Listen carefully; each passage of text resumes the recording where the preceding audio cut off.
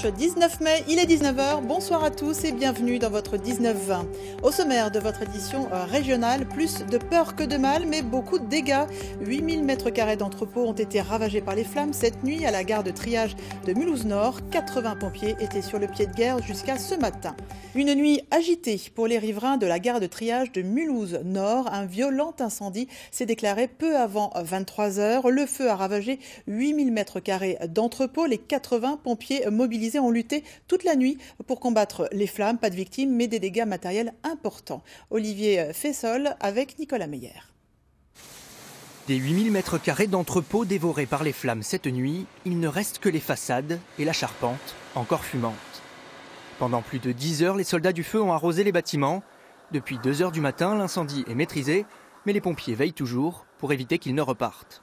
Alors ce qu'il nous reste à faire, et ça va nous prendre plusieurs heures, c'est d'éteindre des foyers partiels, donc en fait des résidus de parties en combustion qui se trouvent sous les parties effondrées. Tout a commencé hier soir un peu avant 23h. Les habitants du quartier remarquent une épaisse fumée qui s'échappe de la toiture. Attisé par le vent, l'incendie se propage très rapidement, sous les yeux des riverains plutôt inquiets. Un nuage de fumée très noir. Bon, j'ai mis mes chaussures, je viens. Alors le feu était de l'autre côté là-bas.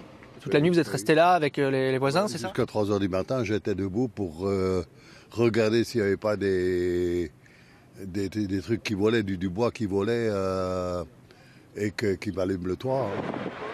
Les 80 pompiers mobilisés maîtrisent assez rapidement le feu malgré de nombreuses détonations causées par des bouteilles de gaz et des feux d'artifice entreposés dans le bâtiment. Les hangars ravagés par les flammes sont loués par la SNCF à 6 entreprises qui y stockaient leurs marchandises. Le stock d'une enseigne d'ameublement est notamment parti en fumée, mais aussi une épicerie de produits italiens. On remercie la diligence des pompiers. On est en train de voir avec nos locataires comment justement assurer la continuité de leur activité et de faciliter la reprise du travail pour ces entreprises. Aucune victime n'est à déplorer. Une enquête est ouverte pour déterminer l'origine de l'incendie.